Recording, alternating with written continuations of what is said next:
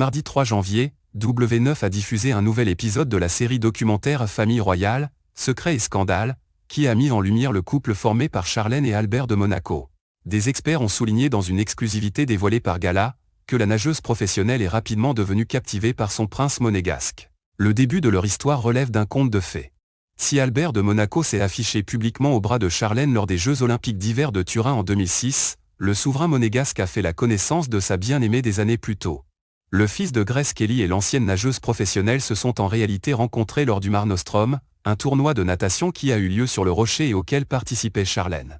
Une fois l'événement sportif effectué, la jeune femme a été conviée au bal et au dîner organisé par la principauté. Lors de cette soirée, Albert de Monaco n'a Dieu que pour Charlène Whitstock, charmé par son sourire et son côté solaire, comme l'a indiqué la voix off de la série documentaire Famille Royale, Secrets et Scandales, diffusée ce mardi 3 janvier sur W9 et dont Gala vous dévoile un extrait en exclusivité. Charmé par celle qui n'est alors qu'une inconnue, le frère de Caroline et Stéphanie lui a alors proposé de passer la fin de soirée en tête-à-tête avec lui. Une fois la permission de son entraîneur accordée, Charlène et Albert se sont donc enfuis de la soirée pour se retrouver seuls. Après une virée en Rolls et une sortie en boîte de nuit, ils ont déambulé dans la pénombre des rues monégasques. Et ce jusqu'à l'aube. Au petit matin, ils se retrouvent au palais, à regarder la Méditerranée depuis un balcon du palais princier. C'est vraiment une soirée comme dans les contes de fées, a confié Pierrick Jay, journaliste pour Paris Match, dans ce nouvel épisode intitulé Albert et Charlène de Monaco, un couple dans la tourmente. En effet, cette nuit-là, le souverain monégasque a sorti le grand jeu, il se présente vraiment comme le prince charmant.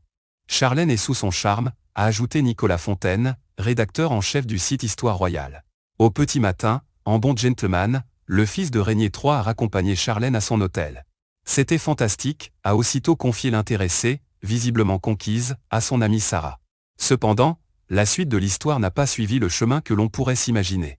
Après ce moment intime et privilégié loin des regards, Charlène a choisi de se concentrer sur sa carrière en tant que nageuse plutôt que sur sa vie amoureuse.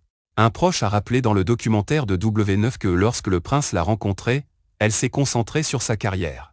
Le lendemain de cette soirée déchaînée, Charlène est rentrée chez elle en Afrique du Sud.